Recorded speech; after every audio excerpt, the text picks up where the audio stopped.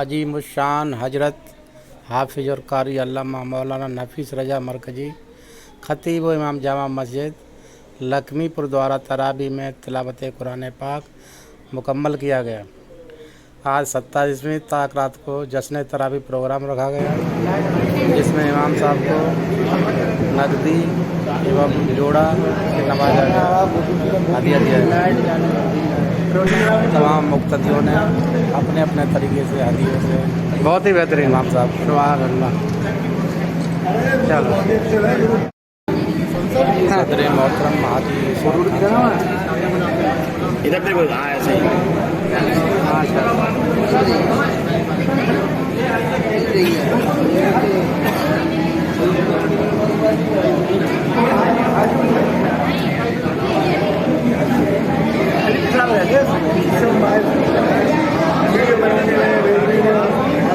کلاکاری کرتا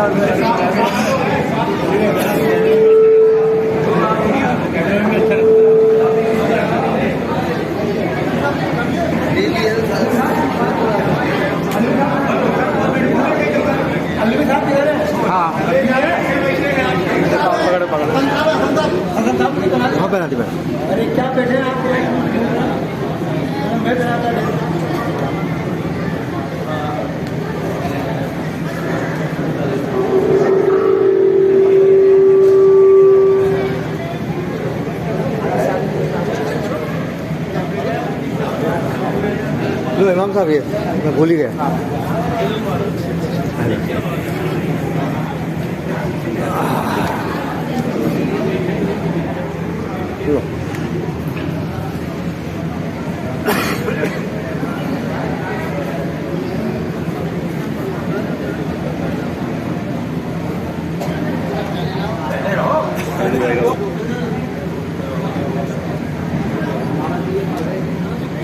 فوٹو نکال لو سامنے سے فوٹو نکال لو۔ ہاں سب لے لیں۔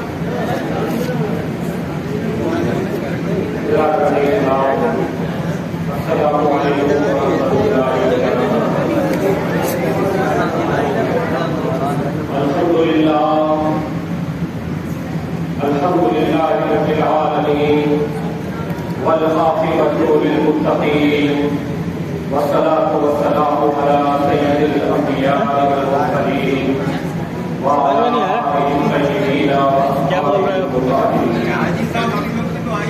أما بعد فأعوذ بالله من الشيطان الرجيم بسم الله الرحمن الرحيم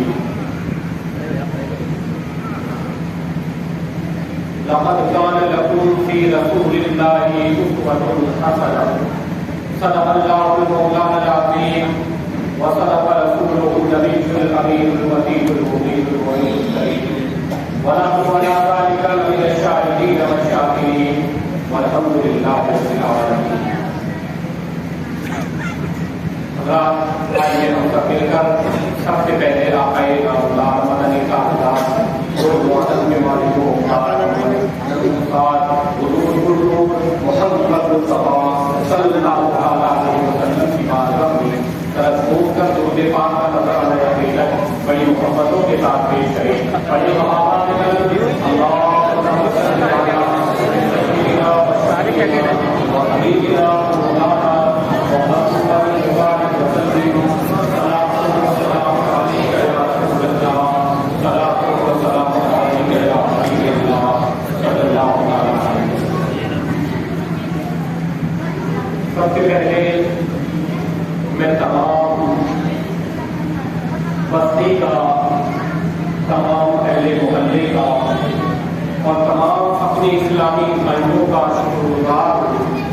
شکر ادا کرتا ہوں کہ انہوں نے مجھے الحمدللہ بے پناہ محبتوں سے آگے دیا،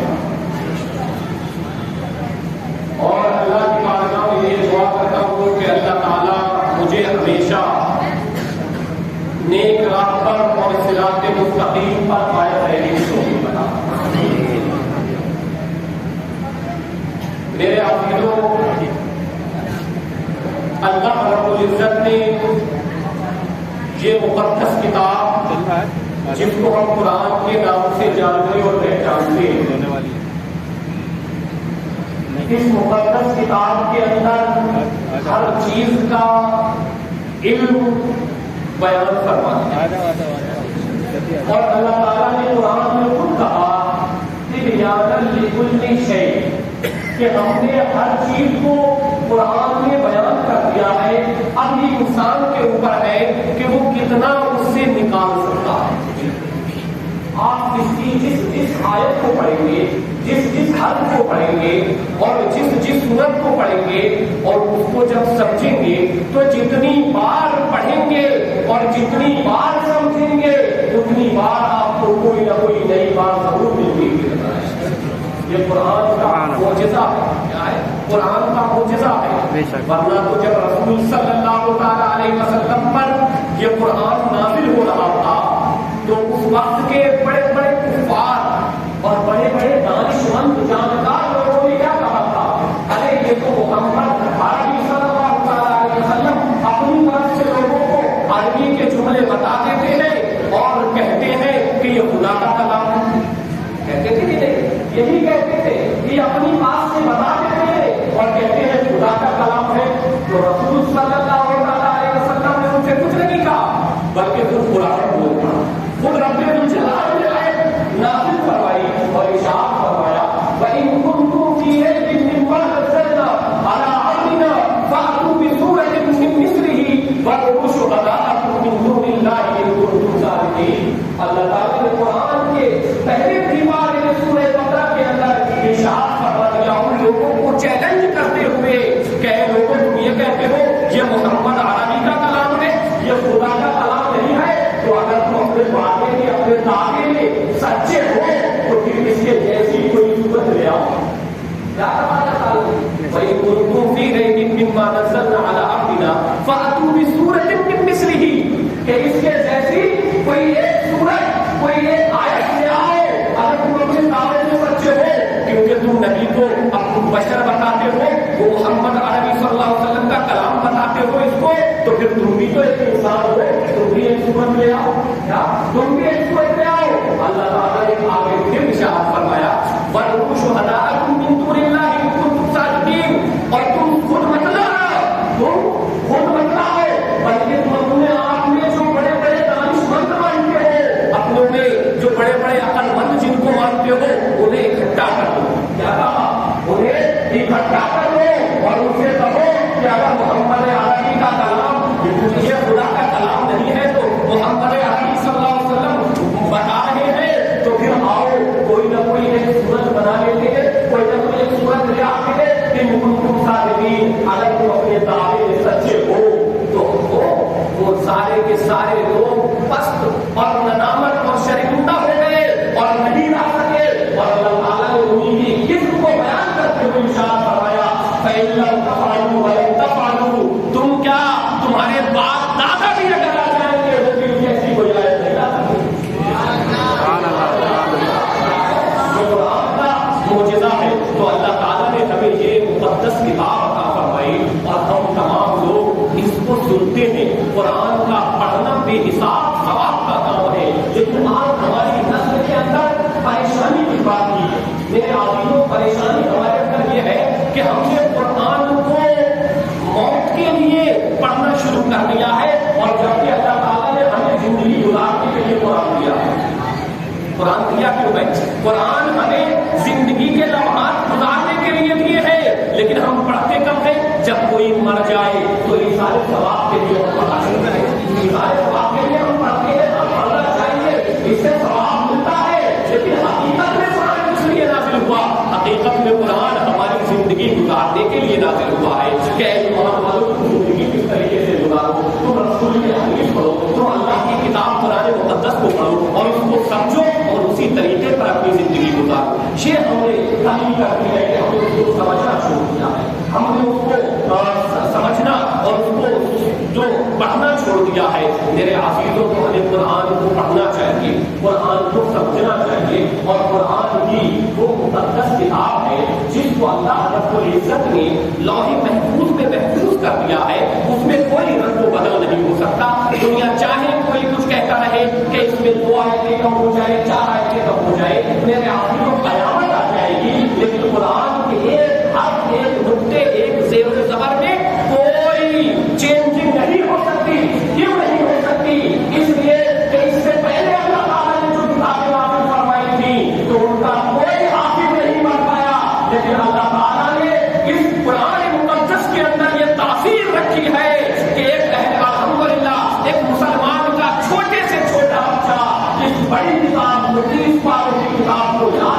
करता है, सुभान अल्लाह, सुभान अल्लाह। याद कर लिया करता है। वरना मेरे आदमी को आप देखो, ये किताब अरबी में है और इंसान को दूसरी जुबान पढ़ना कितना मुश्किल हुआ करता है, होता है कि नहीं होता है? बेहिसाब इंसान को मुश्किल हुआ करता है, लेकिन अल्लाह ताला ने इसके अंदर ये तासीर रखी है। क्या? नारे तकबीर, नारे रिसालत, अहले सुन्नत, अहले सुन्नत, नारे तकबीर, नारे रिसालत। मेरे आज़ीज़ों से आपकी ली जाएगी और ये माशाअल्लाह उतना काम का मजमा शहर ग्वालियर से जाकर आप लोगों की तैयार मोहब्बत में तशरीफ लेकर आए हैं। इनके भी नाम तो मनफरत आप देर लिए समाज करेंगे। 5-10 मिनट आप लोगों की दूंगा, बस 5-10 मिनट, उसके बाद ये जो अपने आएगी में इनसे कुछ न कुछ आप लोगों को सुनने को मिलेगा। तो मेरे में अल्लाह ताला ने ये तासीर रखी कि कुरान मुक़द्दस को ईमान वालों का जो बच्चा याद करना चाहता है वो उसको याद कर लिया करता है। का पालों के लिए है, का पालों के लिए क्या है? का पालों के लिए तासीर है। और अल्लाह तीन है, तीन। नज़्ज़लना ज़िक्रा व इन्ना लहू लहाफ़िज़ून, कि हमने कुरान मुक़द्दस को नाज़िल किया है और दो हो रहे हैं, ये सब इसकी हिफाज़त की जिम्मेदारी खुद रब्बे ज़ुल जलाल ने ले ली है। तो जब खुद रब्बे ज़ुल जलाल ने ही इसकी हिफाज़त की जिम्मेदारी लेके है तो मेरे आंसू को हमें घबराने की जरूरत नहीं, बल्कि हमें इसको पढ़ने की और इसको समझने की जरूरत है। कुरान किस पर नाज़िल हुआ खुद कुरान से पूछ लेते हैं। कुरान में अल्लाह ताला ने इरशाद फरमाया नुज़्ज़िला अला मुहम्मद, यानी मोहम्मद सल्लल्लाहु अलैहि वसल्लम पर कुरान मुक़द्दस नाज़िल हुआ। और ये कहाँ पर महफूज है? इसको अल्लाह ताला ने महफूज कर लिया है। बल हुवा कुरान मजीद फी लौहिल महफूज, इसके हमने सबको लौह महफूज में महफूज। सुभान अल्लाह, सुभान अल्लाह। हमें चाहिए कि हम तमाम कामों को छोड़कर जब कुरान की तिलावत करें तो पूरी दिलजोई के साथ कुरान की तिलावत खुद भी करें और अपने बच्चों को भी सिखाएं। और उसके साथ साथ ये अल्लाह का लाख लाख बार शुक्र एहसास है कि मैंने आप लोगों को तरावी में कुरान सुनाया और आप लोगों ने सुना। आप लोगों ने बेपनाह मुझे मोहब्बतों से नवाजा। अल्लाह ताला आपकी मोहब्बतों को अल्लाह ताला आपकी मोहब्बतों को सलामत रखे और हम तमाम को सिरात मुस्तकीम पर चलने की तौफीक अता फरमाए। मेरे अज़ीज़ों, ये मस्जिद है, इस मस्जिद का अदब भी हमारे लिए जरूरी है, मस्जिद का ख्याल हमारे लिए जरूरी है। आज हमारा भाग्य है, वैसे तो अल्लाह ताला ने सारी जमीन को मुसल्ला बना दिया ईमान वालों को, जहाँ चाहे ईमान वाला मुसल्ला बिछाए और नमाज पढ़ सकता है। लेकिन ये मखसूस घर अल्लाह ताला ने इनका कुरान में मसाजिद कहकर जिक्र किया और इसको अपना घर बताया। यानी ये मस्जिदें बेशुमार जो हम सजाते हैं संभालते हैं, ये एक ऐसी जगह है कि हम यहाँ जमा होकर जमात के साथ अल्हम्दुलिल्लाह नमाज पढ़ते और जमात के साथ नमाज पढ़ने में और तन्हा नमाज पढ़ने में, अगर तन्हा नमाज पढ़ोगे तो एक नमाज का सवाब और अगर जमात के साथ नमाज पढ़ोगे तो 70 नमाजों का सवाब मिलेगा। तो ये मस्जिदों की देखभाल, इनकी देख रेख, इसमें साफ सफाई, ये भी हमारी जिम्मेदारी है। एक सहाबी रसूल का एक वाक़या आपको बताता हुआ चलता हूँ। आपने 12 हाथ हो गए, खामोश करना, नीचे बैठो।